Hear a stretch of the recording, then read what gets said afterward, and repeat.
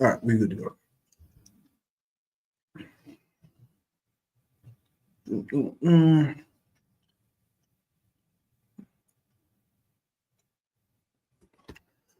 Shalom, Israel. To the brothers, Yahweh Bashim Shabakatham. To the sisters, Shalom, Yahweh Shemal Athon Bashim Yahushai. ISBK, the Oakland Israelites Scripture Breakdown class every Thursday, 7 to 9 p.m. Can I get a little tissue so I can toss this down, Baba Kusha? It's a lot, forgive me. We teach these classes every week. We are here to teach Blacks, Latinos, and Native Americans specifically their past, their present, and their future, how to get out of the hell they're in. 1 second. What? As well as to let our oppressors and let our enemies know that they have hell ahead of them. You know, and we do this, we're going to do this every day until Christ returns. Shout out to the brothers in the class. As well as the brother and sister, she observing our holy way of life, and it's much appreciated. You know what I'm saying? A lot of y'all are stuffing your faces right now with turkey. You're smoking weed, and you're probably paying for some woman's OnlyFans subscription. You're doing a lot more things wrong than eating turkey. You understand? That's just one of the major things for the day. But you come into the ISUBK, we'll fix you, man. You can change. Good. Oh, I thought you said something. I thought you said we can change you. It's not hard. What a lot of people don't know about serving the Lord is it's really simple. He wrote it all down. All you need to have is reading comprehension and the right teacher. You win. You understand? Without that, you lose. And once, like I was saying yesterday, the Christian church is the reason why, as a nation, we are losing. And our oppressors back the Christian church and making sure that we lose. Before you dip, please like, share, comment, subscribe. Don't just come in and click off. Push that little share button real quick. Push that little like button real quick. Helps the algorithm. All right. So once again, this is scripture breakdown class. So we're going to go over these scriptures. Any questions in the room? If you have questions online, if you're on YouTube, you post it. I'll see it. I'll respond to you. Otherwise, I'll just break down some scriptures. Good to go? Straight up. All right. Can you give me Luke chapter 24 and verse 27? We are not going to read out of the Apocrypha today unless something special happens. All right. If you're online, if you are trying to seek the Lord, man, one of the best ways you can start is to stop celebrating America's holidays. It will not only save you money. You know what's crazy? The crazy Shalom says Yahweh Shemal Athon by Shemel Shah. You know the craziest part of all of me and my rib was just talking about it today. Thanksgiving is the one national holiday that when you look at it from outside of America, you'll say, so what are the Americans celebrating today? Oh, it's Thanksgiving. Okay, what's the Thanksgiving about? Oh, well, that's the difficult part. So Thanksgiving is, damn, I'm about to say this out loud. It's going to be wild. It's the celebration of the genocide of the Native Americans.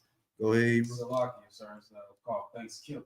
Thanksgiving, you know what I'm saying? Thanksgiving, you know, they got different names for it, but it's about genocide. So, yes, my son. So you telling me the Americans are celebrating the murder of people? Yes. And how do they celebrate it? Well, all Americans, they gather and they families come together in different places and they eat symbolic food. The turkey represents one thing. The stuffing represents another thing. The cranberry sauce. Damn. Like it's a national holiday celebrating the genocide of the Native Americans. And you got Native Americans still here. Like, it's not like you exterminated them, but you killed so many of them, unalived so many of them, that they're pushed to the side. And the country celebrates it. black people celebrate. How the hell could black people celebrate the genocide of a people when the same people that genocided the Native Americans are genociding us? You know what I'm saying? And you see what's happening with ICE. What is there to be thankful about today? Like that old excuse that people say, well, it's the only time I get to be with my family. Damn, you in hell. You telling me the only time you can be with your uncles and aunties, grandma, grandpa, brothers and sisters is when you get a day off of work or slavery, as we call it? You're living in hell. You know what I'm saying? And only slaves would celebrate the murder of their brothers, man. You try to get a Jewish man to buy a Mercedes Benz, and he'd have to be a traitor to his people to do it with a straight face. Because as we spoke to one little Jew bastard in Berkeley, he still remember when the Jewish man blew his rod as a baby to get the foreskin off, put the little wine on it, and then sauteed it, and then went down on the little baby. Pause. Salaki, that's white culture. He was like, yeah, that happened, man. If you told me that was in my past, where the doctor at? I'm about to be on America's Most Wanted, and I'm gonna go on a Nat Turner type of rebellion, just getting all of them. All the Jewish people that do this to kids, your days are numbered. But you know, they celebrate that, and we celebrate this. Something's got to give. All right. So go ahead when you got it. This is the book of Luke, chapter 24 and verse 27. And beginning at Moses and all the prophets, he expounded unto them in all the scriptures the things concerning himself. It's Christ talking to his disciples. He letting them know once he had died and risen, he was like, this was all the stuff that was talking about me. I was that nigga because these verses was talking about me. So that's what we do in the ISUPK. We expound on the scriptures so you can understand how much they have to do with you. What's the very famous scripture that we always go to? Deuteronomy chapter 28, verse what, 68. You go there and it talks about the damn transatlantic slave trade. That the book is concerning you. What you eat, what you don't eat is concerning you. Everything in this Bible is talking about how the Lord feels about the children of Israel. What does that mean? That means that if no children of Israel existed, then the Bible is toilet tissue. It don't apply to nobody. But the children of Israel still exist. So the Bible is talking to a specific people. You have to honor that. Who's teaching us not to honor? It's like the Jedi mind trick is being played on us, where the Bible say Israel, Israel, Israel, Israel, and you say, but God loves everybody. That's not possible. He said many a time that he don't care about nobody but Israel. So who the hell is the everybody that's being talked about? You know, the context of the scriptures. Hey, shalom, how about Shem Shabbat? Thanks. See you in a minute. I'm one. Goddamn. Well, I could see if I was coming to Sabbath service. My bad.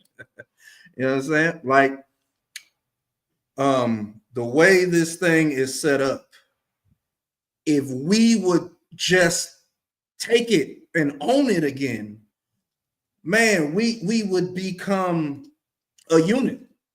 We would be better off tomorrow. We'd be better off tonight if we just accept this Bible for what it is and get taught properly. Let somebody stop being afraid of the book. Christianity make you afraid of someone that knows the Bible. That's the craziest stuff. They walk up like Jehovah's Witnesses, right? When we come around, they ready to shut down because we know the scriptures. They don't know the scriptures. They don't want to talk about the Bible. You know what I'm saying? Because nobody knows the Bible outside of the UPK. Right. These fake Israelite groups have a breakdown, but it is incorrect. Right. You know, so like we say, we're not affiliated with these other groups. Do what you want to do. But I would come into the school. I would come to the place that was here in 1969. That's probably Kassar, maybe. Or maybe just people in the front doing their thing. It's locked, so anybody about to bow out. All right. From there, give me Matthew chapter 5, verse 17. These is Christ's words we about to read. All right. Christ said these words out of his own mouth. So that means can't nobody contest this. Christ said, me and the Father are one. So Christ's words are the same thing that the Most High would say. How the hell does I said this yesterday, how the hell does the Roman Catholic Church and the Christian Church overpower us? That's him coming in. How the hell do they win? It doesn't make any goddamn sense because Christians don't believe in Christ. You understand? They believe in whatever the hell they want to believe in. Got it, sir? Oh, that's with his kids. Go ahead and read that. This is the book of Matthew, chapter 5 and verse 17. Think not that I am come to destroy the law. Think not that I am come to destroy the law. It's amazing how prophetic Christ's words were. Like, you got to look at it from, imagine being there when he said that. You don't understand that he ain't saying that for them. He's saying that for the future generations. Right. He's saying that for us because Christ already knew how this shit was going to play out. Like, they're going to forget. They're going to give up. They're going to be destroyed. This is going to get so bastardized that Christ was speaking into the future. In the third dimension, speaking ahead of time. Think not that I've come to destroy the law or the prophets. Go ahead. Or the prophets. Go ahead. I am not come to destroy, but to fulfill. Alexa, what is the definition of fulfill? The verb fulfill is usually defined as to carry out. To what? Bring to realization. Pause. As Stop. a prophecy or promise. Stop. Alexa, stop. To carry out. He didn't come to destroy the law. He came to carry it out. He came to make sure that the law was set in stone. Alexa, what is the definition of fulfill? Feet is a noun meaning a plural of foot, Stop. which means any. Alexa, stop. Like nobody said a damn thing about no feet. Alexa, define fulfill. The verb fulfill is usually defined as to carry out or bring to realization as a prophecy or promise. For more, Alexa, stop. Y'all hear what she said? Shalom. He didn't say nothing about it being done away with. Fulfill, it amplified the point that he was trying to make. I came to do away with it. I came to bring the prophecy to pass. I came to ensure that it happened. What was happening at this time in Jerusalem? We was not keeping the law. We were breaking the law. We was doing, what did Christ have to do? He had to go into the temple and whip the people in the temple's ass because they turned that into a house of exchange. They selling goats.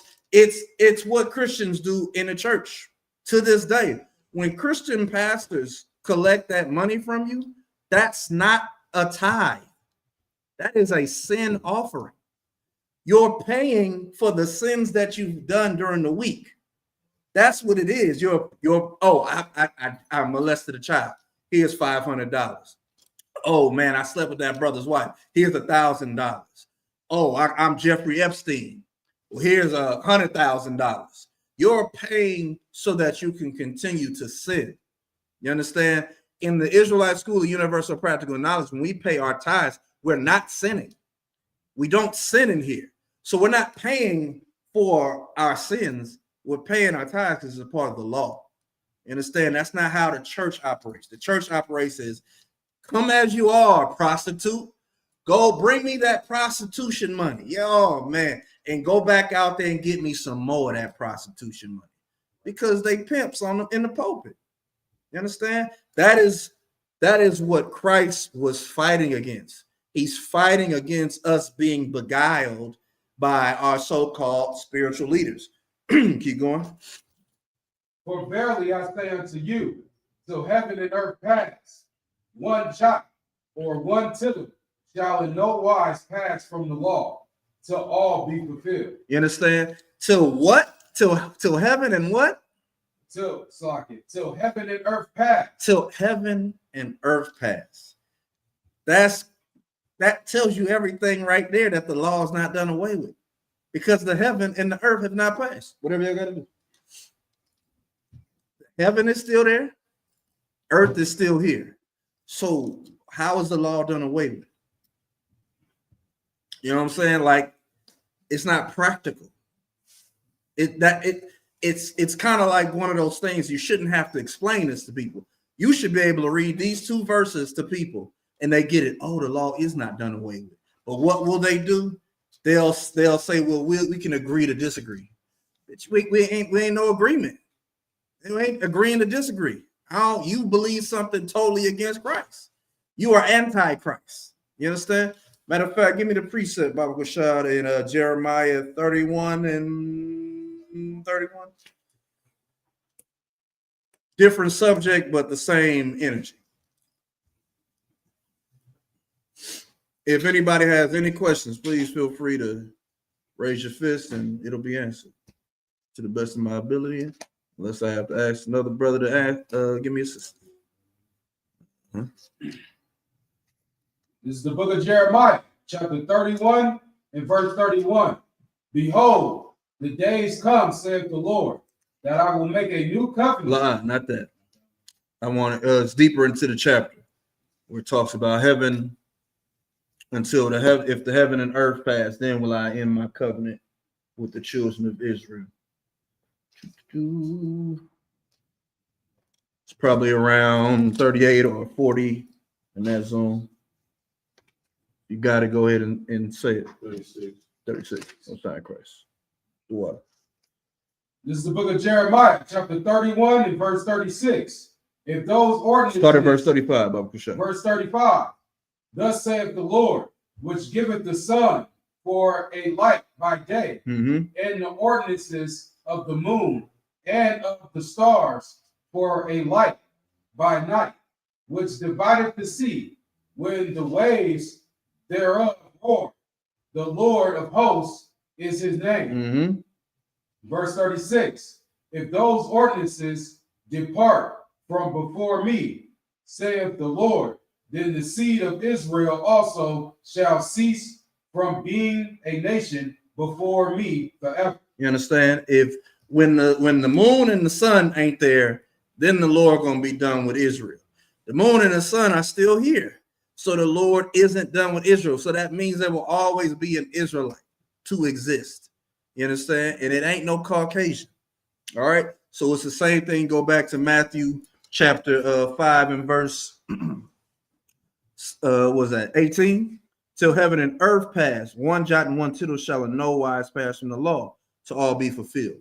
Until we get back to serving the Lord, it won't be fulfilled. But this law is still going to stand, even when we start serving the Lord like we're supposed to.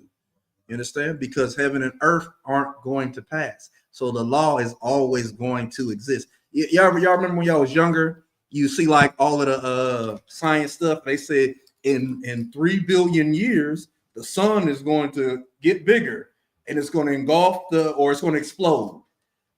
Okay, that 3 billion years. Why should I be afraid of something that's going to happen 3 billion years from now? How many times you're going to reincarnate in 3 billion years? Thousands of times. It's not a big deal. You know what I'm saying? So even with that, it's such a long way off. The law is still going to be intact 3 billion years from now. So you might as well get with it. Go ahead, keep reading. Verse 19. Verse 19. What?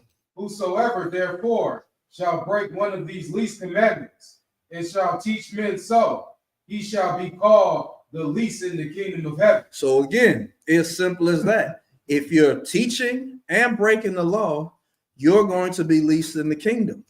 Who's breaking the law and who's teaching people not to keep the law? Anybody? Christian pastors. Christian pastors. The Roman Catholic Church. The world. They make you swear on a stack of Bibles, but then they don't keep the law in the Bible. So why the hell am I swearing on a stack of Bible? The Bible is useless according to y'all. I mean, what part of the Bible do Christians even use? I think the one where they can eat pork. I think that's the only part that Christians use. But outside of that, they don't deal with the Old Testament. They don't even deal with the New Testament. Christians are literally afraid to read the book of Revelation. What do you mean? It's in the New Testament. Christ is in there. There's so much that you can gain from just if you just read the book the Bible as a book, you gain a lot more than not reading it at all. And Christians, they don't read it at all. I remember when I was dealing with Christians, and I would say we shouldn't celebrate Halloween. This bro had the audacity to say, "Don't listen to him. Something's wrong with him." I was like, "You motherfucker, I'm done. Yeah, nah." You know what I'm saying? Like, I'm saying a good thing. What's that? Another scripture? They call good evil and evil good. You know, I'm saying this don't make no damn sense that we are celebrating Halloween. It's not in the Bible. They telling me, shut up, take this damn candy. Crazy. Keep going. Middle of verse 19. But whosoever shall do so and teach them, the same shall be called great in the kingdom of heaven. Mm-hmm. Simple. So you got to ask yourself a question. Which side of that verse do you want to be on? Do you want to be on the side where you teach people don't do the law, don't keep the law? Or do you want to be on the side where you're telling people do the law, keep the law? It's basic. You know what they call basic instructions before leaving earth. I don't give a damn, say it. But you're not even reading the damn instruction manual. So the Bible is really just a book that you put on your table. It's a doorstop. It's in the drawer when you go to the hotel to have sex with a prostitute. That's all it is. It doesn't mean anything. The Bible is the type of book that you're supposed to not care if what was his name? The dude we found out was having sex with little girls, dating white women, polite. Who cares if you shoot up the damn Bible? I don't need this book to serve the Lord anymore. It's in my spirit. You know what I'm saying? Matter of fact, go back to Jeremiah 31 and 31. This is the book of Jeremiah, chapter 31 and verse 31. Behold, the days come, saith the Lord, that I will make a new covenant with the house of Israel and with the house of Judah, not according to the covenant that I made with their fathers, right, in the day that I took them by the hand to bring them out of the land of Egypt, right, which my covenant they break. That's the problem. The problem is we had a covenant where you could give offerings and it was good enough for the Lord, but we broke it. How do we break it? Because we didn't want to serve our God. We want to serve every other God. You read that all through the Kings and the Chronicles. You have somebody come up and they'll do everything but this one thing. Oh, we're going to tear this down and tear this down, but we're going to keep the groves. We're going to tear the groves down, but we're going to keep the high places.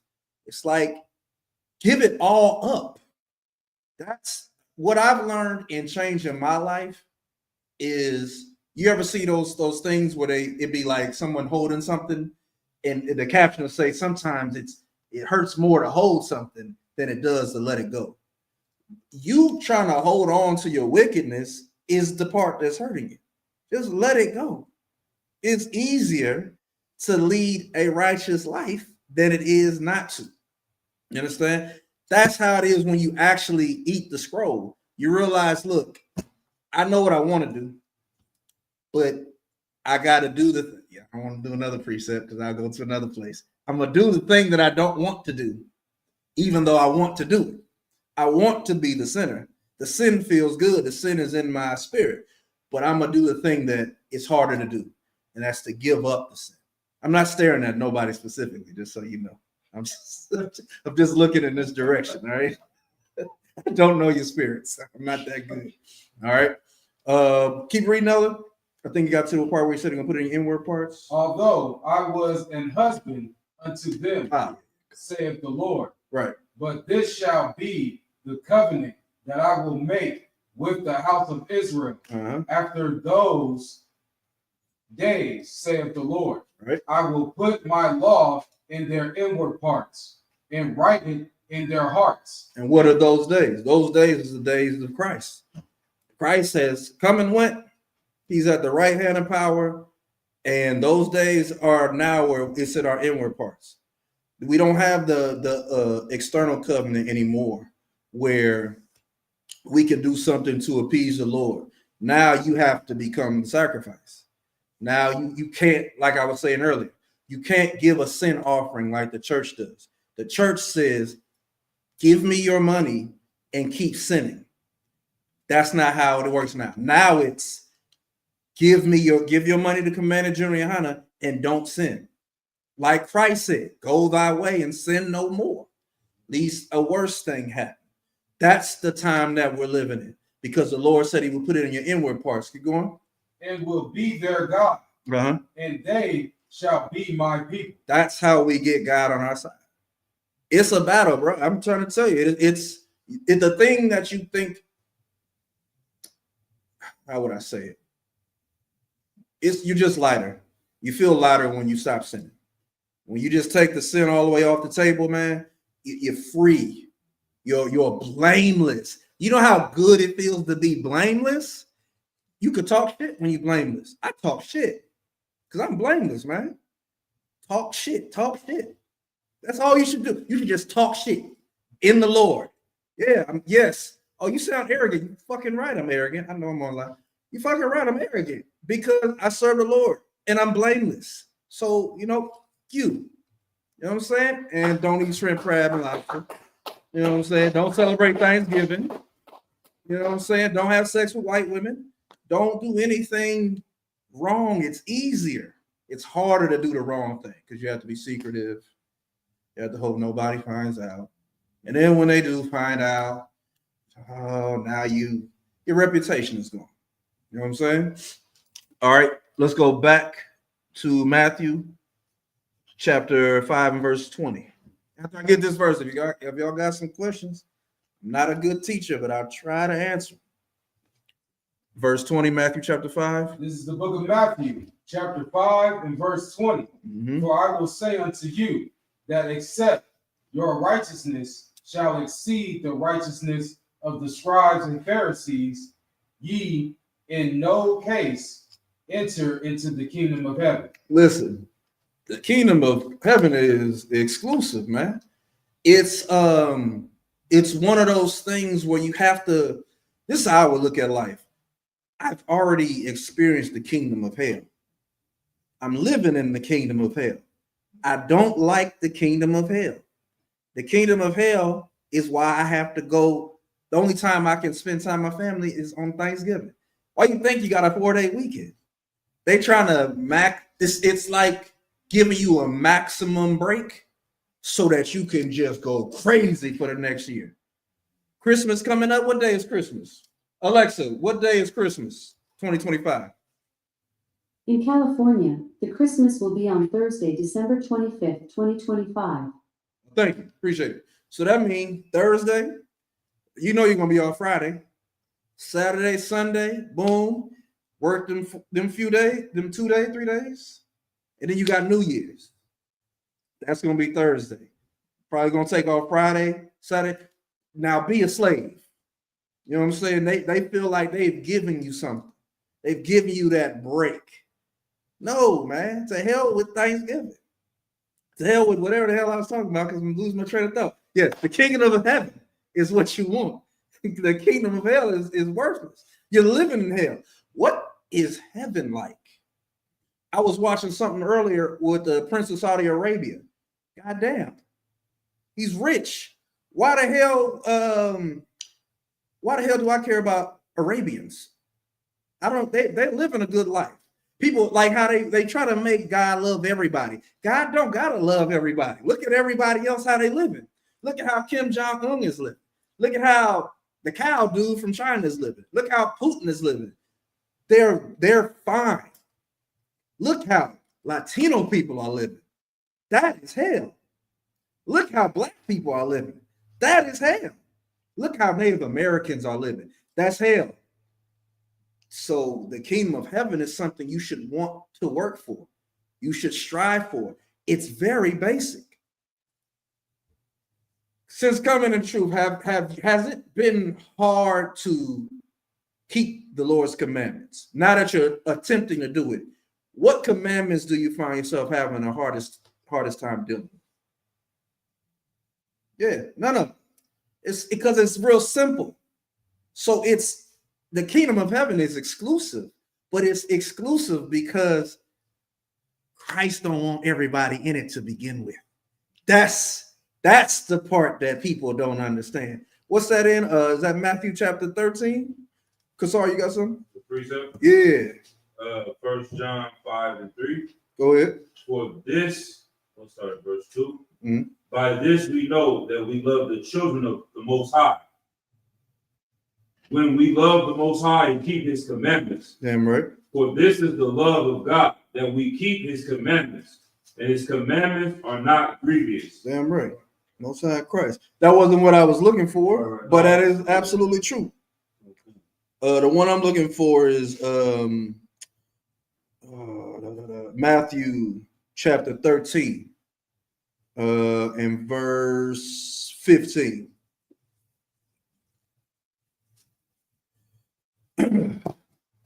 But it's not grievous. Correct. You're damn right. It's not. It's, again, that is a great verse because that lets you. This is for the people. Alexa, what is the definition of grievous? The adjective grievous is usually defined as causing grief or great sorrow. For more, ask me to give you more definitions Alexa, for stop. grievous. It's not grievous. It's not hard to do. It don't cause no sorrow to not eat pork. When you don't, have you ever seen pork worms? Swine, that like some people have to get surgery to get, you can look it up on your phone. It's like they're pulling worms constantly out of your brain because you ate pork, because you just couldn't give up on pork and they just pulling them out. It's like it's spawning.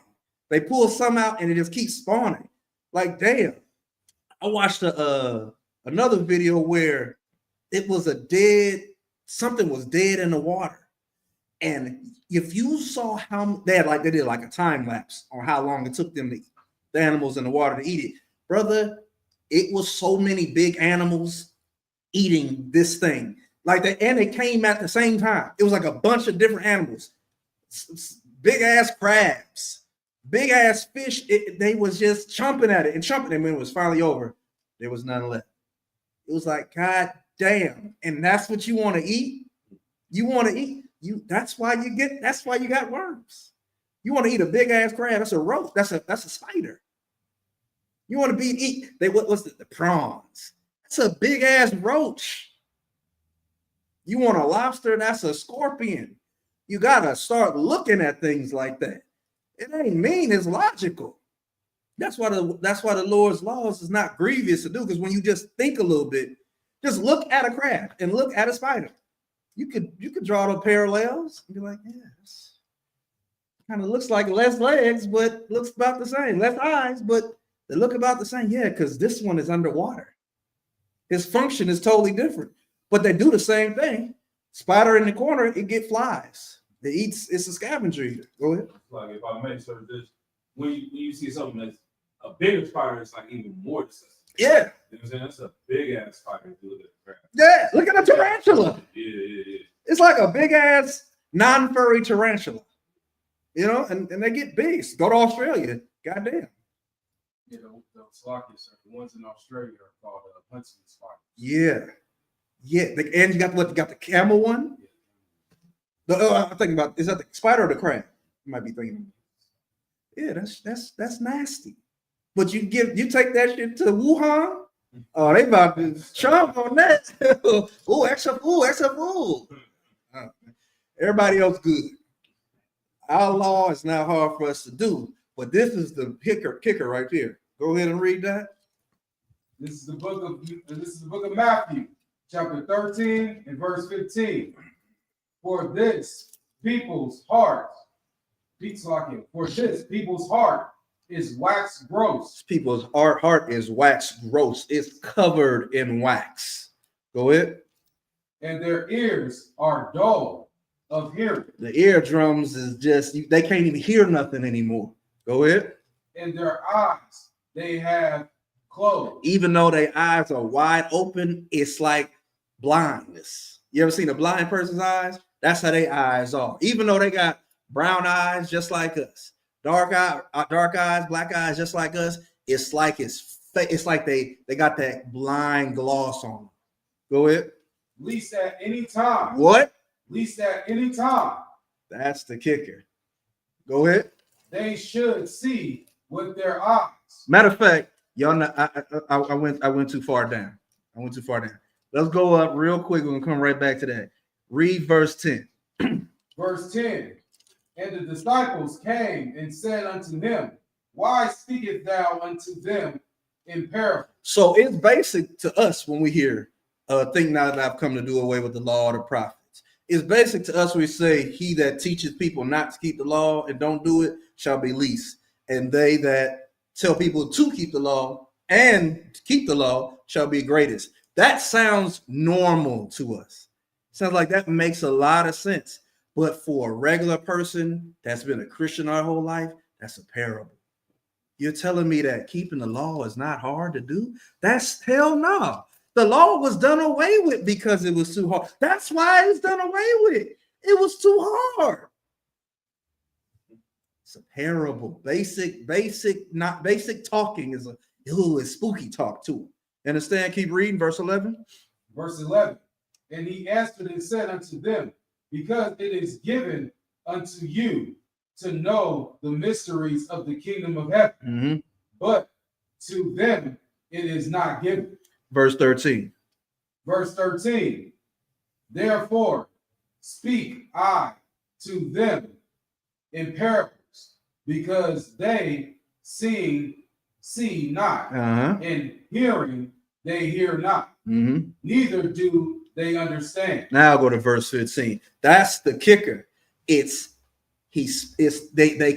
got eyes to see, ears to hear, but understanding they don't have it. And you need that. The SWV, was it SWV or was it Escape? Escape even knew that what you need is understanding. More than anything, if you don't understand you messed up. It's comprehension, right? You don't have comprehension skills, like you should do everything in moderation, right? So if you're doing stuff in excess, then you're not understanding what moderation means. Just do a little, do something. But if you do a lot, you're going to deal with the consequences. You understand? Go ahead, read 15. Verse 15. For this people's heart is wax gross. Their mind is wax gross. Go ahead.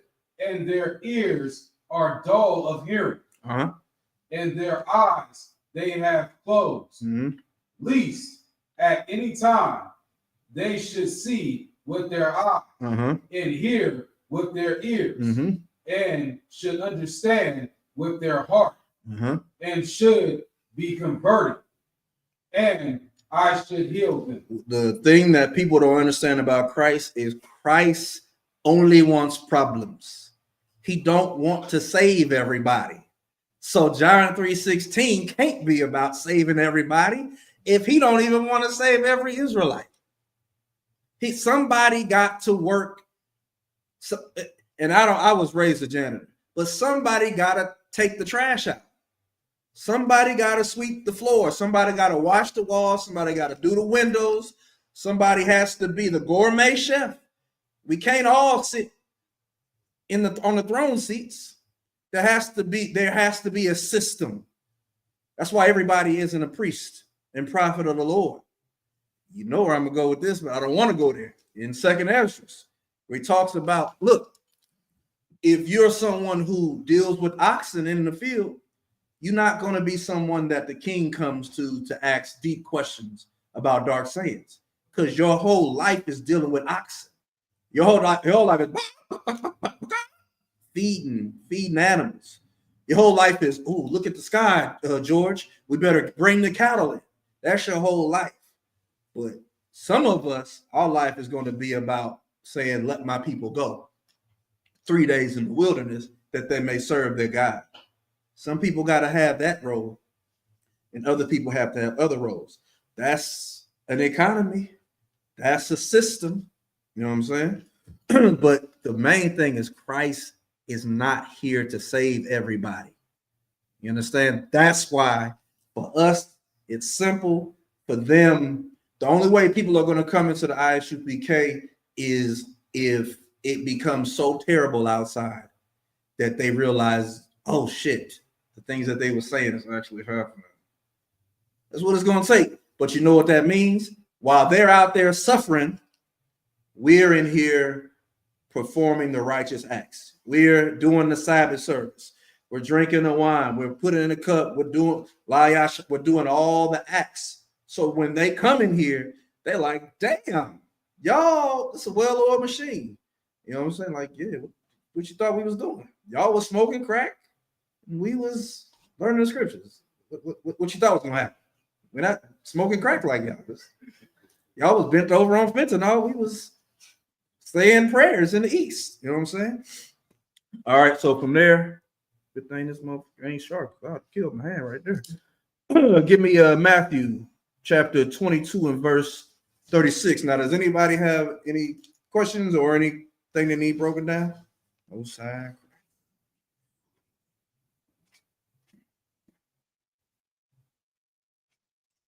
This is the book of Matthew, chapter 22 and verse 36. Mm-hmm. Master, which is the great commandment in the law? So this, if I'm not mistaken, this is a Pharisee. Came up to Christ and said, hey, Master, what's the greatest commandment in the law? Because it's all about confounding them, but at the same time, Christ was spitting wisdom. That's like, let me see what you got to say. Go ahead. Yahushua said unto him, thou shalt love the Lord thy God with all thy heart, and with all thy soul, and with all thy mind. Yeah, that's the kingdom of heaven, man. It's what was the best? It's having someone's orders to follow is the greatest gift in life. You don't have to think for yourself. I just follow orders. I don't do nothing else. I don't do it because I want to. It's like I didn't have a father per se growing up, but if you ever had knew somebody who's like, oh, I gotta ask my dad. Other kids like, oh man, you gotta ask your dad. You can't do nothing on your own. That the best kid was like, no, because that nigga killed me. So I'm going to ask my father before I see if y'all can come in the damn house or before I go to your house. That's the best life. I don't do things because it's what I want to do. I do whatever Commander Junior Hunter told me to do because Christ told him to tell me to do that. And Christ got that order from the Most High. Oh, that's a simple life. That's the kingdom of heaven. Because I love the Lord with all my mind, with all my soul, with all my heart. Keep going. This is the first and great commandment. Yeah. Keep going. And the second is like unto it. Thou shalt love thy neighbor as thyself. Damn right. Thou shalt love thy neighbor as thyself. Man, you got to love your brother. That's why the ISUPK's brotherhood is so strong. It's so paramount in keeping the law. That's how you know there's no brotherhood outside of the UPK, because Commander General Yohana for the past 20 plus years has been saying all camps need, since the split in the 90s, Commander General Yohana has been saying all these camps need to come together. So why they keep bringing out a new camp every other 6 months? Why are you starting something new? You're getting further and further and further away from the truth. You're not even like the prodigal son figured it out at some point. You're not even figuring it out because you love the whoredom that is America. You know, you love to chase fake power. You're like a damn moderator online on a live stream. You just want to be the person that tells people what to do. You haven't earned that. None of us have earned. Commander General Yohana, he's earned that.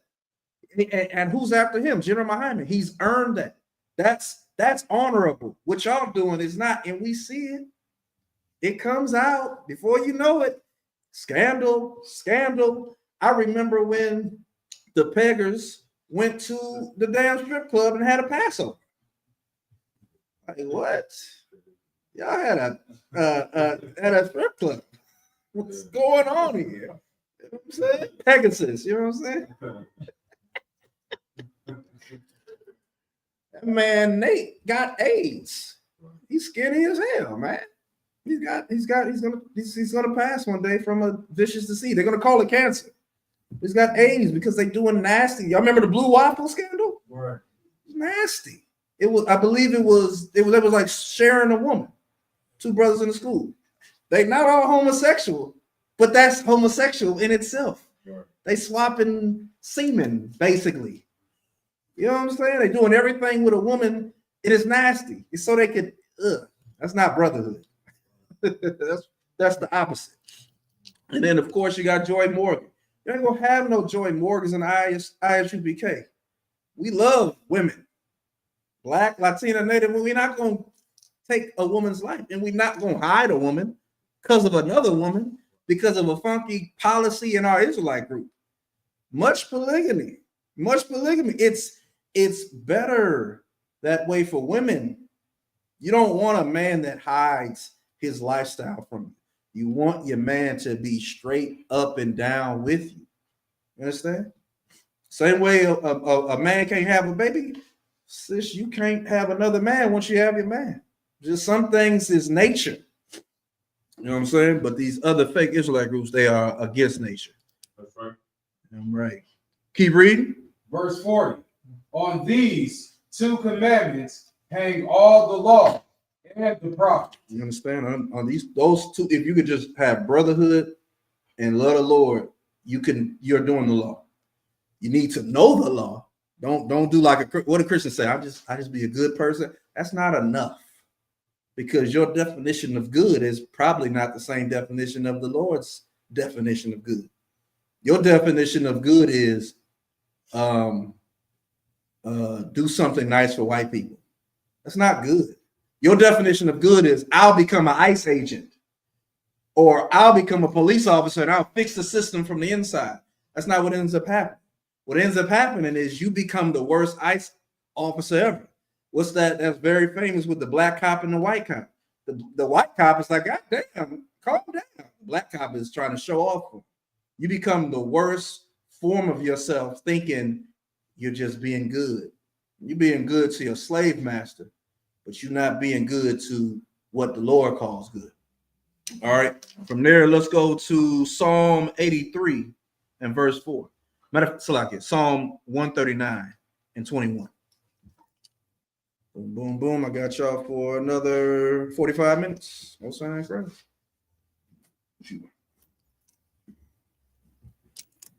And again, I'm just breaking down scriptures. They're not all connected to each other. So just so y'all know. 139 and verse 21. This is the book of Psalms, chapter 139 and verse 21.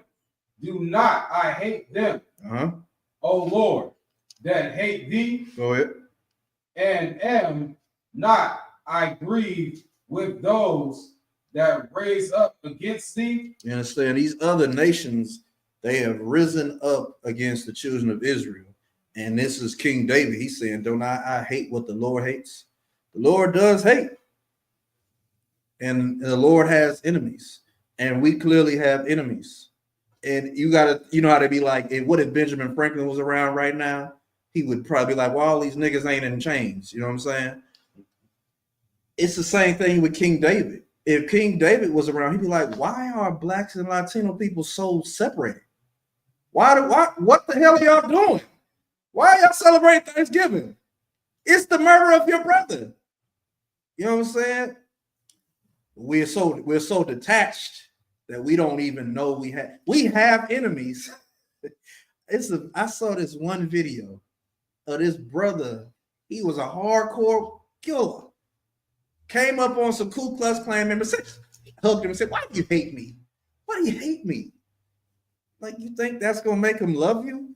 He's in a vulnerable position right now because you could whoop his ass.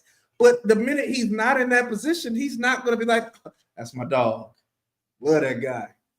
In fact, hey, stop the clans. No more clans, because there was one good black guy, and now I love all black. That's not how that works.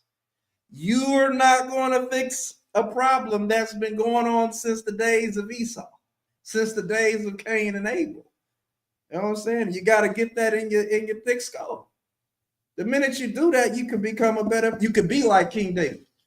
He knew who his enemies were, and he hated what God hated because he was not only a man after God's heart, but he loved the Lord with all his heart, soul, and mind. So he hated he hates what God hates, loves what God loves. Keep going. I hate them with perfect hatred. Woo. I count them my enemies. Now that doesn't mean we advocate going out and hurting white people, anybody, ICE agents. Jim Muhammad just did a really a clinic on how you deal with getting arrested. Get arrested. Don't run your mouth to no damn ICE. Stop trying to prevent the arrest. Just say, hey, look, I'm an American citizen, and if they're gonna arrest you, you're gonna get arrested. Shut your damn mouth. But you can get out. You'll get out. You know what I'm saying? That's why I can't wait. I've been watching a lot of mafia stuff lately, right? And it sucks to see those Italians be so revered and feared and respected and called on all at the same time. Like they're robbing people, but the community loves them. They're killing people, but the community knows if they have a problem, they can call the mob. That's how it should be with us. People should respect us and fear us as prophets of the Lord, but they should also know that we can solve all their problems. When there's something to worry about, they should, like, you call, they say in an emergency, call 911. In an emergency, call the ISUBK. You should call us first before you call 911. That's how Sonia Massey would still be alive. You know what I'm saying? If we should be the vanguard in the Black and Latin community, so that they, how they got what those kind of lawyers, civil rights lawyers and stuff like that. My point is, we should be people's first line of defense before they lean on to our oppressor. You understand? We have been so detached. We're so detached from what's good for us that we don't even know who to love and who to hate. You understand? Go ahead. Going back to something you said earlier when the dude was hugging the KKK member, which you bring it out so heavily, like, in his mind, he's thinking like white people just don't like black people, not realizing they are going to war with black people. You would never be on the battlefield against the Viet Cong and be like, if I just hug him, right, he won't try to blow my goddamn brains out. It's like, no, nigga, you're at war with him. He's at war with you. Exactly. You're looking at it like he just doesn't like me. He's looking at it like I'm trying to destroy your people. Yes, absolutely. Get that brother hand. That's what it is. You think the only time we understand a rival is if it's a football field, if it's a baseball field, if it's what other sports like basketball court. That's the only time we think, oh, okay, I have someone that I'm against. You're living in Viet Cong in America. This is the war. You're in Saudi. You're in Iraq right now. But you think because both of y'all call yourselves American, he's an American and you're an African American. You think, oh, well, we the same people. No, you're not. Why is there a Ku Klux Klan? If these are your friends, why did there have to be I won't even say the Black Panthers, because the Black Panthers weren't a militia. It was just brothers that was trying to feed the people in Oakland. You know what I'm saying? They were trying to put black people in an empowered position. But because you don't know you're at war, you constantly call your enemy a friend. You won't even treat them like an enemy. Nobody, again, it doesn't mean you have to attack them. It means you have to be like a cobra. You have to watch him. Don't just sit there. Oh, yeah, go ahead. Oh, here you go. That's a knife. You gonna give it to him so he can stab you in the back? Pause. No. No, don't give him the tool to kill you. Let him know, don't come at me because I have this to protect myself. I'm aware of you. With that being said, let's go to the park. Take me to I think you know where I'm going. Most High Christ. Yes, sir.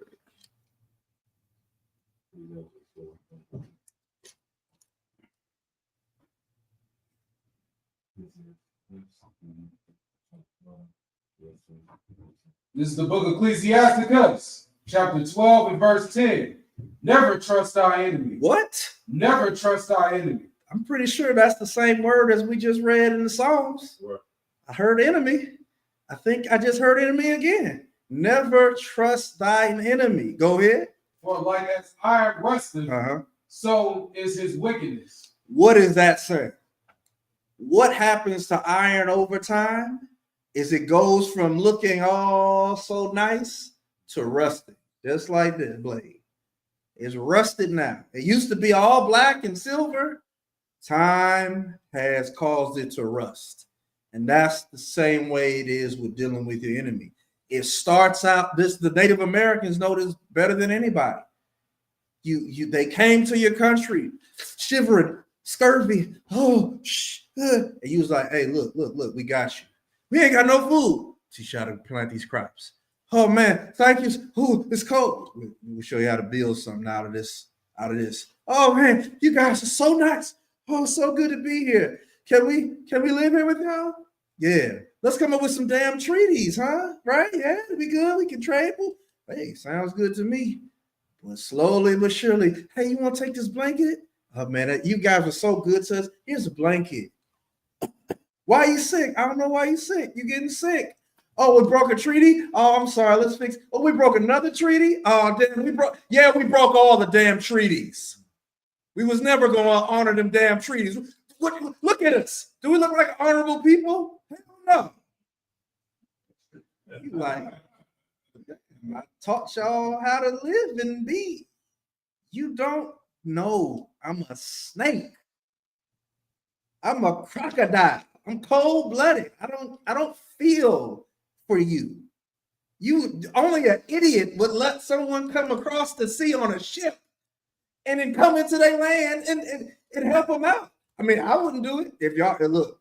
If the tables would have been turned and y'all was in the ship, I'd have shot y'all before y'all touched that. So, that's y'all fault. Y'all the nice people. You know what I'm saying? That's why you can't trust your enemy, because he rusts like iron. Look good in the beginning, but over time, you realize, he ain't shit. Keep reading.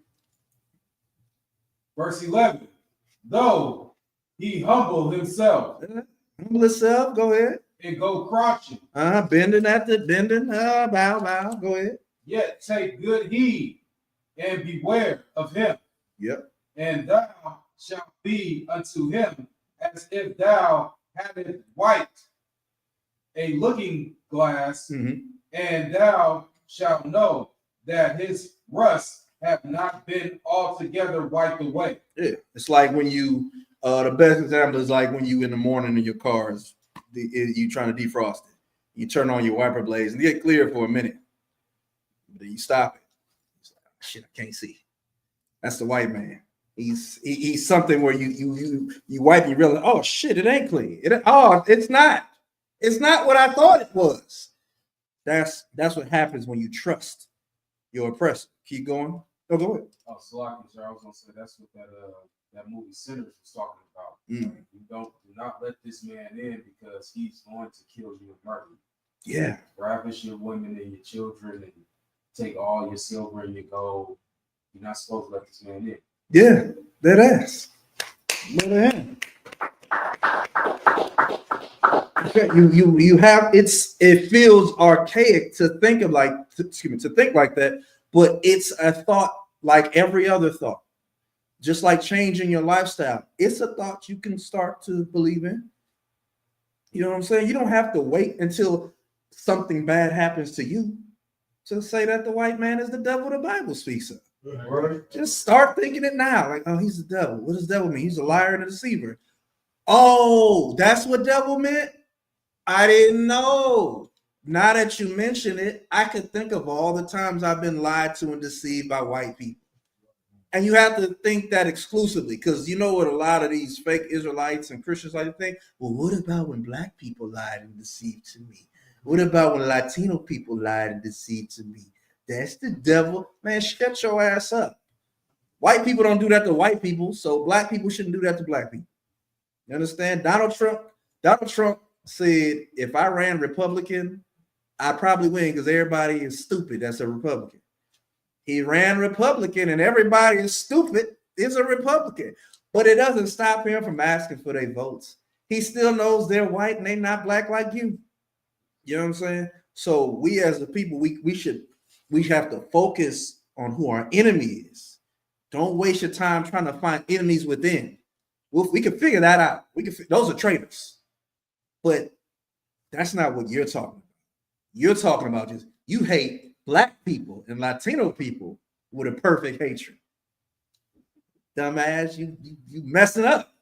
The iron that's rusting is over there. That's who you're supposed to hate. You know what I'm saying? But you have to adopt that philosophy. And you don't get that type of revolutionary, militaristic mind outside of UPK. Right. You know what I'm saying? From there, take me to Psalm 8. Was that the end of the verse? All right, no sweat, no side Christ. What's the next verse say? On Ecclesiastes 12 and 12? Yeah, read 12. What does it say? Verse 12. Set him not by thee, least when he has overthrown thee. Woo. He stand up in thy place, neither let him sit at thy right hand, lest he seek to take thy seat. And thou at the last remember my words and be pricked therewith. Yeah, you can be pricked out there. It's, the right hand is power. Like you don't let them sit at your right hand of power, because that's what normally happens, man. You be like, oh man, he folk. This folk right here. He good white people. That don't even make that ain't even a real sentence. You made that up. Ain't no such thing as a good white people. Ain't any such thing as a good white person. It's such things as that's the devil. It's such thing as you should watch him. You know what I'm saying? But there ain't no such thing as a good white person. They don't have to, they're not meant to be good. They don't have to be good. So they don't have to be good. So they're not good. Because they don't have to be good. Stop trying to make something good. You can't turn something crooked straight. Stop trying to do that. Let white people eat their non-seasoned food. You don't need to tell them about Zatarain. You have to tell them about Lowry's. Let them lead the lives that they want to lead. Keep them at a distance. Stop trying to be Captain Saver Funky. You know what I'm saying? Right. Give me Psalm 83 and 4. If you would like to, go ahead. Verse 13. Who will pity a charmer that is bitter with a serpent? Yeah. Or any such as come nigh wild beasts? That explains itself. Y'all know them stupid swami people that and the cobra come up and get struck. It's like or Barnum and Bailey. One of them they put the head in the tiger mouth and the tiger bit him. Oh, whoop-de-doo. I am surprised that happened. Or the damn killer whale. It's in the name. It's a killer whale. Why do you have a killer whale in an aquarium? That motherfucker, he's jumping up. Like, you know how wild that is of a thought? The killer whale is jumping way like 20, 30, 40 feet up in the air to get a piece of fish that you put up there. What if he one day decides, man, that fish, I'm about to jump 40 feet over this embankment and land on these humans? He could do that. He got every right. He's a wild animal. And who could say that animal was wrong for doing it? If you play with snakes and get bit, who should be getting mad? Are you getting mad at the snake? Snake ain't supposed to be that close. If you have an anaconda, a boa constrictor, and that thing you wake up wrapped up, who was wrong here? You or the damn animal? You took it out of its environment. The damn thing was casing you the whole time. Like, ooh, she feeding me rats. One day, she got a BBL. I'm about to have a BBL dinner one day. You know what I'm saying? Like, you stay away from. Nobody's going to feel sorry for you. And nobody feels sorry for blacks and Latinos. Right. They don't. No, if you tell people in the world what Thanksgiving is, around the world, what Thanksgiving is, they're gonna be like, so, and they celebrate it? Yeah, all of them. Okay. I guess they're okay with the genocide. So I mean, I don't know I thought, what does Black Lives Matter about that? What's all, what are they doing? What's the brown berets? Who gives a fuck? They don't give a damn. It's about La Raza, but they about to eat the food. That's about killing La Raza. No, they don't care. So why should we care? You know, we have to care so that the world should care. So the world can care. They should care about what happened to us. What happens to us? I think the UN said that what America did to black people was considered a genocide. They said it. Where's the funding? They ain't said no funding. They said, oh yeah, y'all being genocide, but look like you like it. I got out of there. Whatever. Well, I make read 16 on down, sir. Go ahead. Let's keep going. Go back. Verse 14. Go ahead. Start 16. I usually skip over. Verse 16. An enemy speaketh sweetly with his lips, but in his heart he imagineth how to throw thee into a pit. Hell yeah.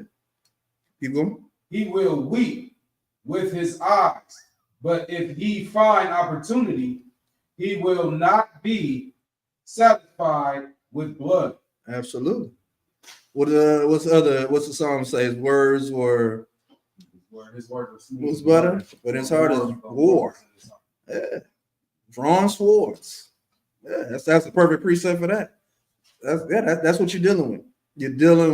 Read that one more time, Verse 16. An enemy speaketh sweetly with his lips. Oh, come on. God loves everybody. I like black people. I have a black friend. Go ahead. But in his heart he imagineth how to throw thee into a pit. Right. Damn, Karen. I was out here looking at birds, and you accused. I thought she was a millennial, a progressive. You know what I'm saying? I thought she was one of them white people that like black people, but then the same ones that's gripping their purse when you come. I mean, it's happened millions of times where undercover black cop. He's in a uniform during the day. He's undercover at night. Gets pulled over by the officer in his own precinct and gets shown no love. Like, hands up. He can't even flash his badge because he knows that if he goes, I'm undercover, he's gonna get shot. He's reaching. He's gonna be dead. You know what I'm saying? Keep going, I believe. But if he find opportunity, he will not be satisfied with blood. Yeah, if he gets if a white man can hide in the shadows, y'all seen the movie where they hide in the shadow, or the shows where they hide in the shadow and they stick the gun out and all you see is the gun. You ever seen that? No, yeah, I'm older than all of y'all. You know what I'm saying? That's some Naked Gun stuff. But yeah, he would love to do that. They'd love to kill you and hide the hand, dust off the fingerprints, throw it in the trash and shit like that. They would love to do that, man. They would love to, if white people could steal black people's ability to play sports, cook, write music. If they could make Eminem over and over again, they would. If they could, I don't watch enough sports to name any, but if they could make a pure white Steph Curry and a pure white LeBron James, you'd never hear the end of it. Right. They like, oh, we got one. They big on the great white hype. You know what I'm saying? That's their opportunity. Any more you want to keep reading, Kazar? Two more, 17, 18. Go ahead. Verse 17. If adversary, if adversity come upon thee, thou shalt find him there first. He did it. It was him. Go ahead. And though he pretend to help thee, yet shall he undermine thee he will shake his head Yeah. and clap his hands. Don't that sound like a white person? They do the. My hands are tied. I tried. Whole time he called the cops on you. Yeah, he's here. Yeah, I'm looking at him right now. He's stealing cable. I think the damn white people called the cops on black people that were having a barbecue in a backyard, and the zoning person came out and said, well, because the fumes are rising up and the air is spreading around and people can smell the food, you have to stop. That was your neighbor did that. Your neighbor called the police or the zoning people to get you caught up because they heard black people or Latino people having a good time, man. Not as I put out a hell of a video out there recently about the Chinese people over in China acting like Latinos, like they vatos and stuff, with all the tattoos and the hair and the glasses and all the stereotypical shit. And he's like, where are they in supporting Latino people? You're still in a damn culture. You know what I'm saying? Why aren't there protests? Kamikaze something. Do something to show that like you're in solidarity with the people that you're mocking, the people that you're imitating, the people whose culture and style you're bastardizing. Right. You know what I'm saying? No. Nothing. You know what I'm saying? But those same Chinese people, oh man, they live next door to you. Oh, to my noi. Oh no, it's that nigga. All of that. Sending money to China so they can dress like Latino people. Hate Latino people in America. The goddamn what was it, the Watts riots, or was it the riots Rodney King, when that thing happened? Who was on the roof shooting black people? The Korean people. We in your stores giving you our money. Yeah, we rioted. Did you see what happened on the damn news? We haven't seen nothing like that in modern history. Of course we're rioting. They on the roof picking you off. Poor little girl, was it then when that little girl got shot? Yeah. I don't think she even stole the orange juice or something like that.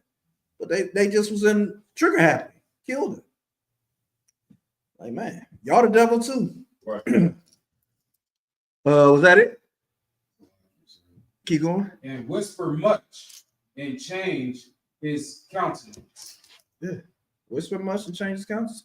He go from your best friend to looking like the Grinch when he stole Christmas. His face curl up.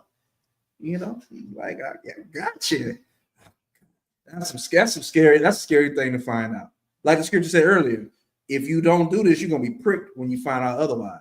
When that white boy that you thought was your friend gets in a situation where he got to choose between his loyalty to his race or his loyalty to your friendship, and he is loyal to his race, you gonna feel terrible. You're gonna feel terrible because you could have avoided this whole situation. Don't have no damn white friends. That is your best bet. Now, I'm not talking about people who have white in their family. This ain't no slander. You got white family members. You can't control that.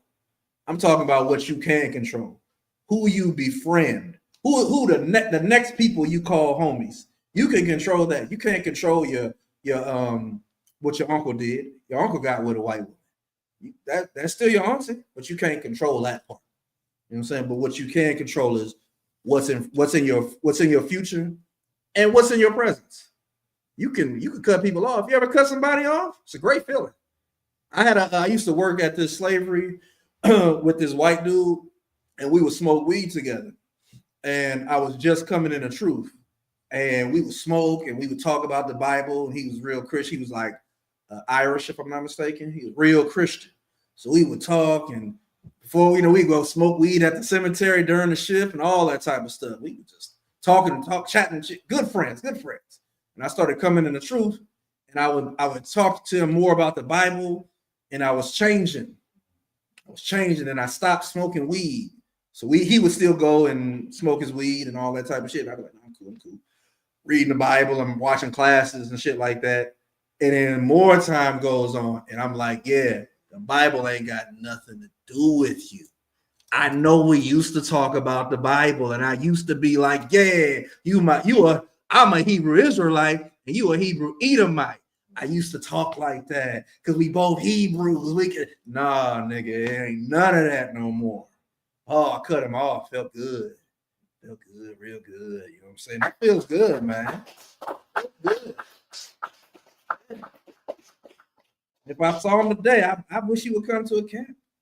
Oh man, I get the boot kiss.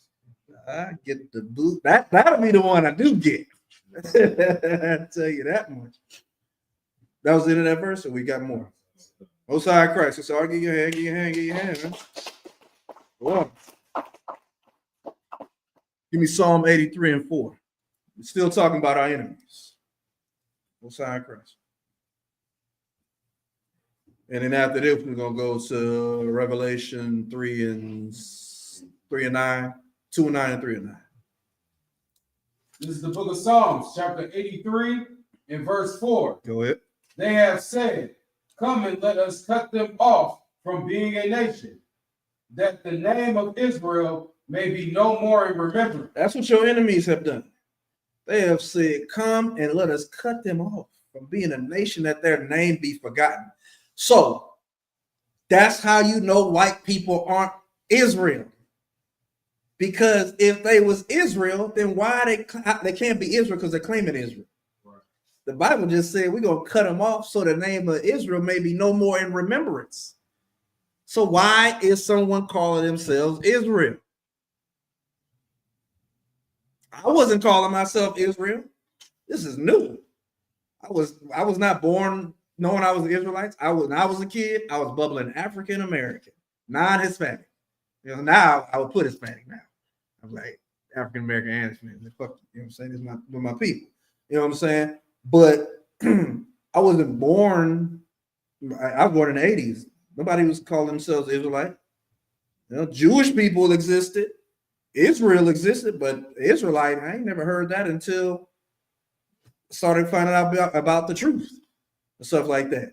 But someone has been claiming to be Israel this whole time when the Bible said that name ain't supposed to be no more in remembrance. Something is wrong here. Keep going. But they have consulted together with one consent. They are confederate against thee. Okay. The tabernacles of Edom. So the tabernacles of Edom. Who is Edom? Esau, the white man. Go ahead. And the Israelites. Who is Ishmael? That's them Saudi Arabians. That's them Arabs. That's them them Iraqis. People from Iran. The sand niggas, as they call them. You know what I'm saying? Go ahead. Moab. Moab. Who's Moab? That's the Chinese. That's Ming Pong Moon. You know what I'm saying? Go ahead. And the Hagarenes. Now, the Hagarenes, that they come from Hagar. So these are Africans. All right, go ahead. And Gabal. Gabal. Now, if I'm not mistaken, those are like the East Indians. If I'm not mistaken. What is it, Kasar? Not sure. Yeah. I think they might be the East Indians. You know what I'm saying? Yeah. Right, it might be a family. We got a Zondervan Bible dictionary. We could always look it up. But nonetheless, those are definitely some type of East Indians. Go ahead. And Ammon. And Ammon. Who is Ammon? The Japanese. Go ahead. And Amalek. And who? And Amalek. And who? And Amalek. The goddamn Amalekites, man. Them Jew bastards, man. That's the reason why the name of Israel came back, because those Khazars, they were living in they were living in a mountain in the midst of an important trade route. So they were choosing between whether they were going to be I believe it was Christian, I want to say Muslim, or was it Roman Catholic? I can't remember. One of the two. You read that in Arthur Koestler's book. But they chose the what is the old word for it? Because it wasn't called Jewish back then, because there wasn't no Jewish people back then. They chose basically to use the Torah. They decided to go with the Torah, and that's where they came up with becoming Jewish. You know what I'm saying? So they didn't do the Roman Catholic way. They didn't do the Muslim way, but they basically chose to do the Israelite way of doing it for power reasons. And because they was in that important trade route, they were able to dominate how trade was done in that area. But these Amalekites are the same people that the Lord told Saul to kill, are the same people that was killing our weak and our old when we were in the deserts of Sinai. All right. The same people today who claim to be Jews. All right. They are confederate against us. Go ahead. Mm-hmm. 37. Verse 7. Verse 7. Gebal and Evan and Amalek, right? The Philistines with the inhabitants of Tyre. So the Philistines and Tyre back in those days were two African nations. Today, I think they're now considered some form of Arab, if I'm not mistaken. I could be mistaken, but they have a different identity now. Just like the what are they called? The Igbo, not the Igbos. Ethiopians. No, the original Egyptians. I believe right now they're like in South Africa. So they just been relocated. They don't have the same name because now Egypt is full of Syrophoenicians and shit like that. The people that after Alexander the Greek came and took over and mixed up all of that, just like the Arabs of the day are just whites. They're not as Arabic as they once were. All right. With the inhabitants of Tyre, go ahead. Asher also is joined with them. They have helped the children of Lot. Hoping, which is the same thing. Hoping the children of Lot. Say a lot. You know what I'm saying? The Assyrians is like the Kim Kardashians of the world. All right. And the children of Lot, that was Abraham's brother, Abraham's nephew, right? If I'm not mistaken. Lot was Abraham's nephew. So these nations have all come against us. All right. And they've helped each other in tearing us down. From there, I was going to read a lot of stuff in Ezekiel, but that's going to be too much.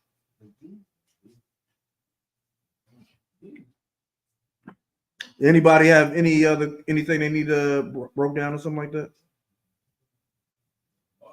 Everybody good? All right. Go ahead. What is salami? It's like so be it, if I'm not mistaken. Yeah, it's like saying Aman. Yeah. Maybe we got about 10 minutes. Let's read some. If I may, I'm gonna have a different person read about Kushal Salaki. You good, Nak? You on the glasses? What about Mathiya? Good to read. Read Ezekiel chapter 16. Start at verse 1.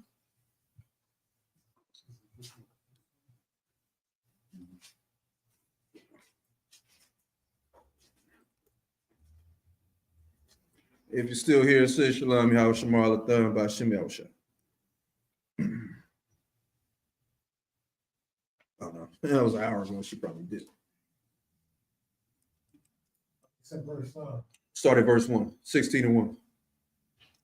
This is the book of Ezekiel, chapter 16, verse 1. Again, the word of the Lord came unto me, saying. Just a little bit louder. Again, the word of the Lord came unto me, saying, Son of man, cause Jerusalem to know her abominations. Go ahead. And say, thus saith the Lord, God unto Jerusalem, thy birth and thy nativity is of the land of Canaan. Thy father was an Amorite, and thy mother a Hittite. Basically just saying we was unclean. We were unclean people in our youth. Go ahead. Verse 4. And as for thy nativity, in the day thou was born, thy was not cut. Neither was thou washed in water to supply thy. Supple. What does that say? Supple. Supple? Mm-hmm. Supple thee. Mm-hmm. Though was not salted at all, was swallowed at all. Meaning when we were in our youth, when we were in Egypt, no one cared about us. They didn't even cut the umbilical cord. So it's like we were hanging from a dead woman, or we were birthed and no one cared for our mother. And that's how it is for us in America. That's happened to us, right? It's like no one gives a damn about us. You know what I'm saying? It's like we're from Israel, but we've been in America so long that it's like y'all not from anywhere. You're from dirty America.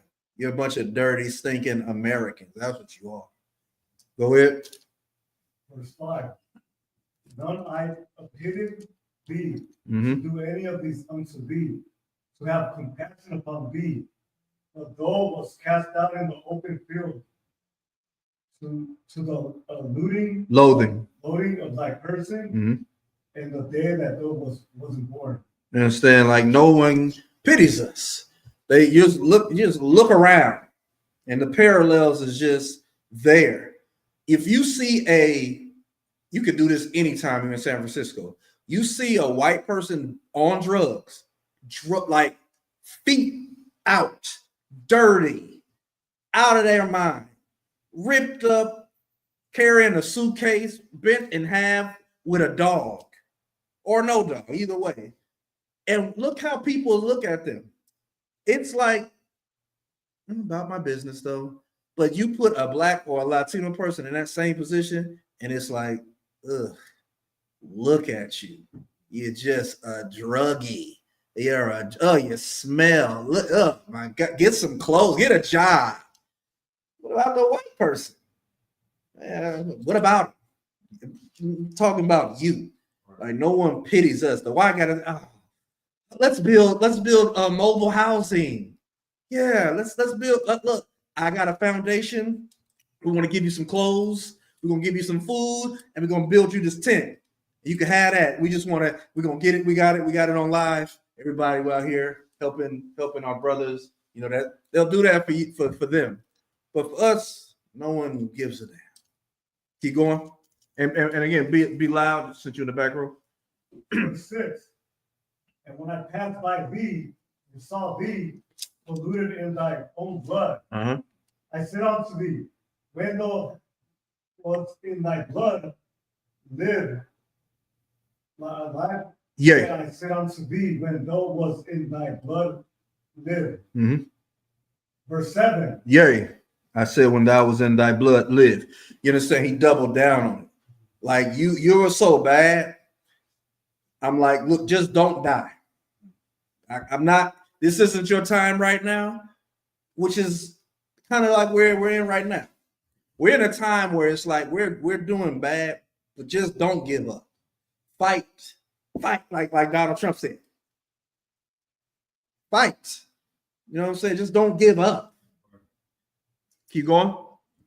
Verse 7. I have caused thee to multiply as the bud of the field. Yep, go ahead. And when thou hast increased and waxen great, and thou yeah, come to excellent ornaments. Thy breasts are fashioned, and thy hair is grown, whereas thou was naked and bare. You understand? Like when that's what happened just from living, the Lord took care of you. He's basically describing a woman, you know, because we are his quote unquote wife. All right, keep going.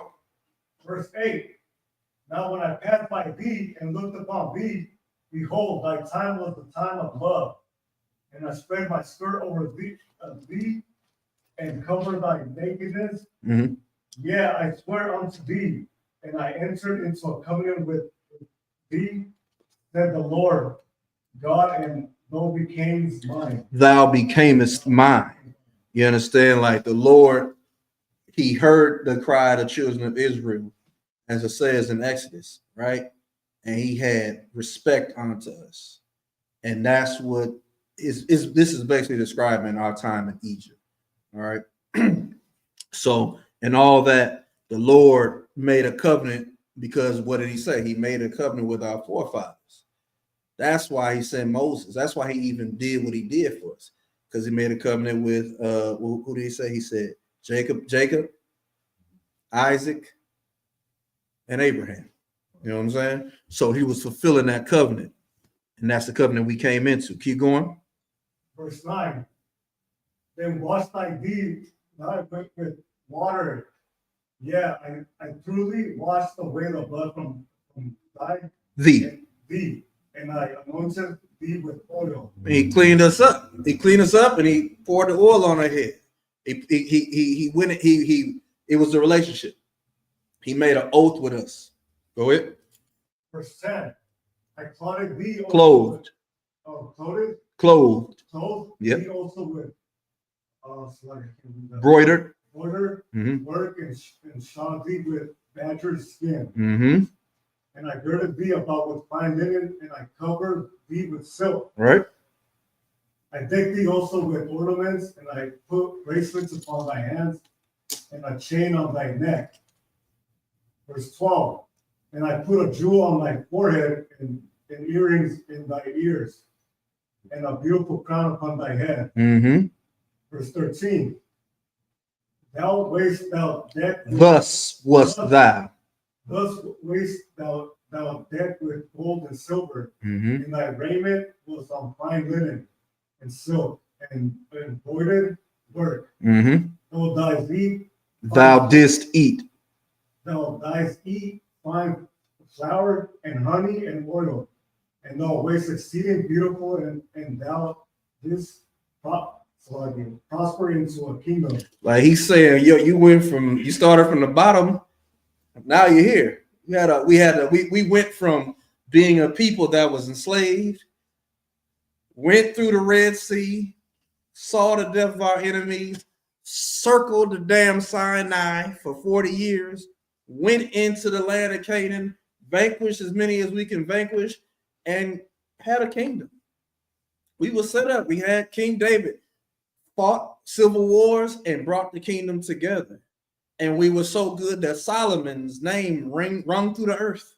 The Queen of Sheba had to go, the Ethiopian lady had to come and check us out. Like, damn.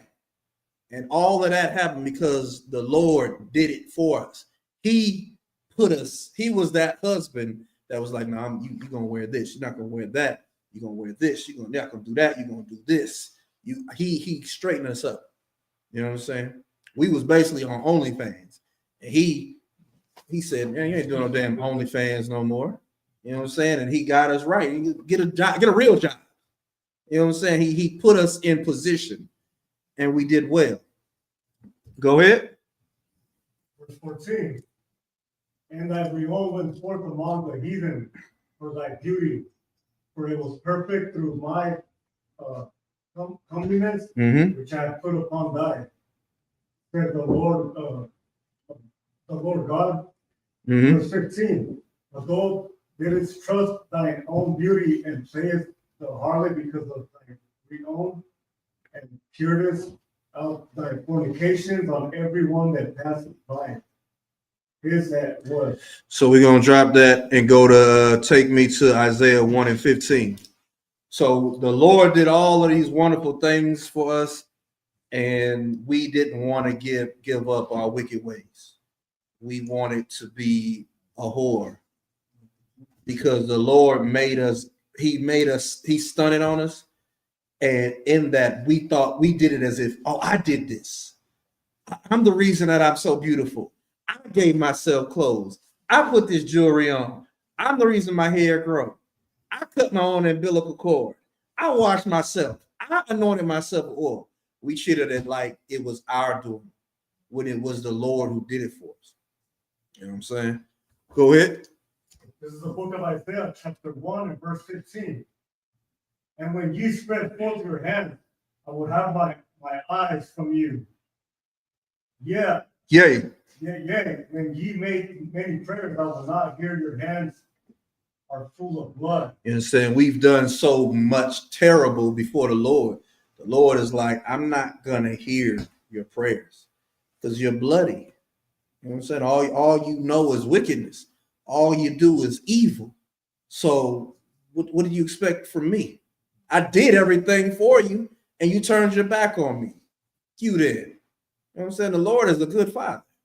You know what I'm saying? If you go home and your son is wearing high heels and claiming that he's out of the closet, toss him out the house, bro.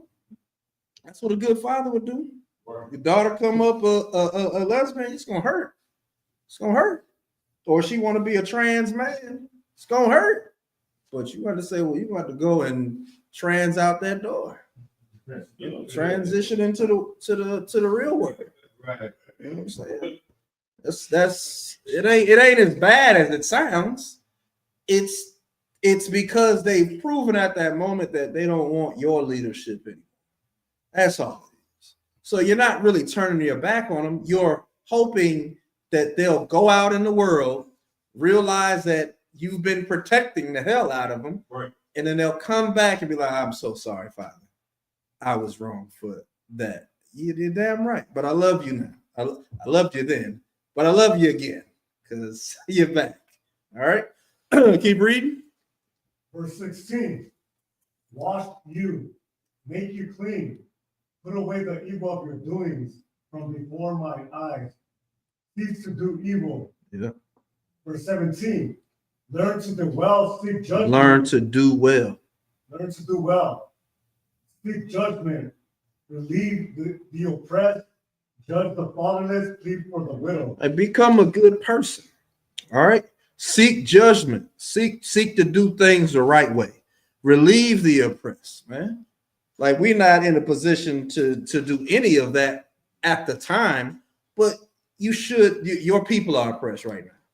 You know what I'm saying? You should be doing. That's why we have the food programs. That's why we have the clothing drives, because we're trying to relieve the oppressed.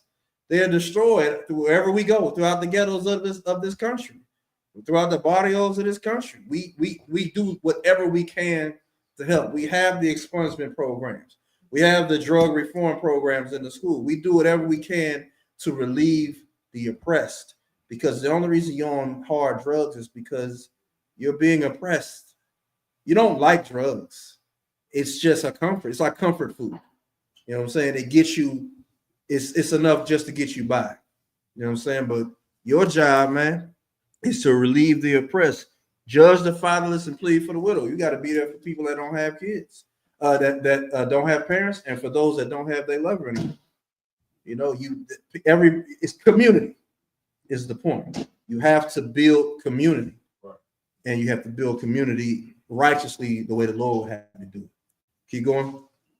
Verse 18. Come now. Come now. Go ahead. Let us reason together. The Lord don't have no reason to reason with us. Right. It's because he loves us and because he doesn't break his word. The Lord said, my word cometh back not void. So if the Lord said he gonna keep a promise, I'm good. If the Lord says he's going to do a thing, it doesn't matter how it looks on the surface to us. On the surface, it looks like there's nothing we could ever do to get right with the Lord. But the Lord's like, I already set it up. I set up a way for us to get back into a good relationship. You just have to be willing. I'll turn my back on you as long as you turn your back on me. But the minute you turn and face me, I absolutely will face you.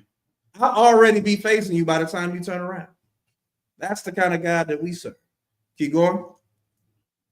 Said the Lord, though your sins be as scarlet. Though your sins be as scarlet, scarlet is red, just a deep, bloody red. That's your skin, your sin. Go ahead. It shall be as white as snow. It shall be as white as snow. You're gonna make you clean. You can get clean. You can get right. The Lord. It's always a time to get off the damn train of sin. You can get off of it. There's always a way out, and there's always a way in. Go ahead. Though they be red like crimson, it shall be as wool. The Lord gonna get you nice and clean, man. That's what Christ is. Christ is that opportunity to have a chance to be clean. You hear this very often in school where, and it's the truth. There's no what you're forgiven for is your past, but there is no mercy for new things you do. All right, there's no mercy for your new sins. That is true. I would say with that as well as, man, fight anyway. Fight even if you're still fucking up. Fight still until you're not fucking up. That's all. Don't be a type of person who's like, well, I'm fucking up. I might as well keep fucking up. No, just fight the fuck up. Even if you're doing it now, you can win. You just have to be willing to fight fucking up. Put that on Facebook. You know what I'm saying? Keep going. Verse 19. If ye be willing and obedient, ye shall eat the good of the land. That's the point. If you be willing and obedient. I don't want did obedience scare anybody in here? Sis, did you hear the word obedient? Did that bother you? It bothers women. Women hate to hear the word obedient. Be obedient. Like, I'm not a dog. I'm a dog. I'm obedient. I'm a roof. I'm obedient. But you got to be willing. I don't like to say it the way that sounds, but a lot of this is live action role play. To change your mind, you have to role play as a different person. You can't be the old version of you. You have to role play as the new version of you. You know what I'm saying? The dignified version of you. That's all it is. It's role playing. That's all this shit is. It's nothing else. I know you want to be special, but it's role play. Because how you know it's role play? Because you could easily go back to your old self. Think about who you used to be. It wouldn't take much to turn back into that person. Why do you think people lead the truth? So they can go and suck dick and do drugs. That's who you used to be, a dick sucking drug user. That's who you were in the past. You might not have been doing it literally, but that's who you were in the past. But it's easy to go back to that old lifestyle. You have to role play as the new version of you. Otherwise, what the hell are you doing here? Why do you say count on one kind to another man? You ain't got to. You have to role play that. You have to be a soldier. Were you in Vietnam? No. Were you in World War I or II? No. But you're still a soldier. You have to be a soldier. You're a princess. You have to be a princess. Cut out of one kind. Yes, my Lord. You have to role play that. Otherwise, what the hell are you doing? It's I mean, what are you waiting for? It's dumb if you don't role play as a priest. It's dumb if you don't role play as an Israelite. Otherwise, you're just the speak and just the nigga. We're that as well as being priests and prophets and princesses. But if you don't get into it, why are you going to the Passover? Why are you going into the scrolls and saluting? Saying, Yah Bashim Yah Shah Brak Yah. What are you doing that for? If you're not going to play the game, play the game. Otherwise, dip. So that we can have someone else here that wants to play, that wants to be. Yes, I want to be an officer of 5,000. Well, you got to act like an officer of 5,000. I want to be a trooper. Nigga, act like a trooper. It don't work anyway else. Why did you wear all black when you first came in as a young man? Because you was like, I'm going to play the game. You didn't have to wear all black. You could have been disobedient and the nigga would have been like, yeah, you wearing white. That's white. Sorry. You could have just stayed disobedient and you'd have stayed a young man. But you decided, I want to go higher in this thing. Play the game. That's how it is with serving the Lord. Have you ever seen Christ? No, but you're supposed to be Christ-like. How the hell are you going to be Christ-like if you don't act like it? Role play. What would Jesus do? You have to think like that. You have to become that. Otherwise, you're weird because you're in here faking. None of this is, this ain't for fun. This ain't a show. This is me because of the truth. In the world, who was I? I was nobody. I'm kind of somebody now. But back then, I didn't exist. Now you exist. Play the damn game. Go ahead, keep reading. I'm almost done.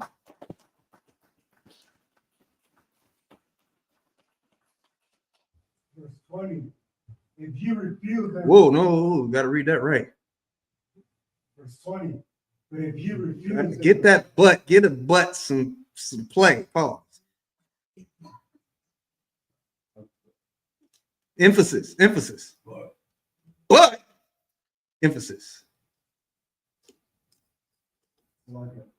But if you There you refuse go. and rebel, But if you refuse and rebel to play the game, you don't want to do it. Go ahead. you shall be devoured with the sword. Mm-hmm. For the mouth of the Lord has spoken it. That's all to it, man. Can't tell you any other way to do this, man. Cesar is role playing his ass off, man. He's doing it. I know you're doing it, Ashiya. Now y'all doing it. Malcolm, y'all doing it. When you get your name, doing it. Sis, doing it. We in this building. We must be doing something. So do it more. Otherwise, you're gonna get devoured by the sword. Otherwise, it's gonna eat you up. Otherwise, you're gonna be in here like, yeah, kind of, damn. Use the counsel. You got a problem with a brother? Take him to counsel. That's a part of the game. If you never utilize the counsel, you're not utilizing. It's like playing a video game and you're using one hand. You need two hands to play this game, but you're just one hand in everything. You can't do it a dookie with one hand. I promise you, I tried.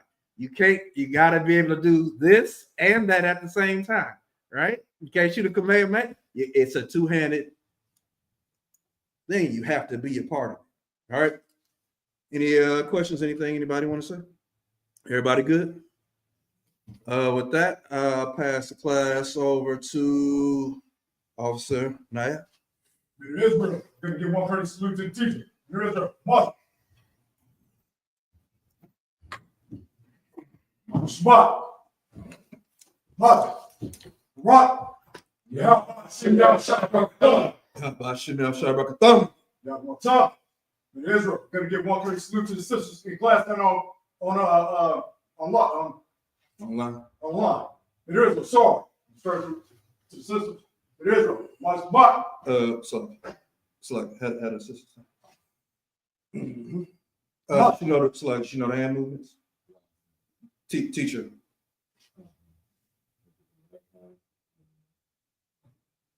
And make sure her feet in the right position too.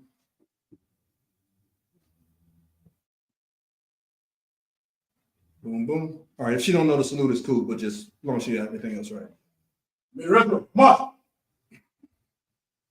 Rock. Let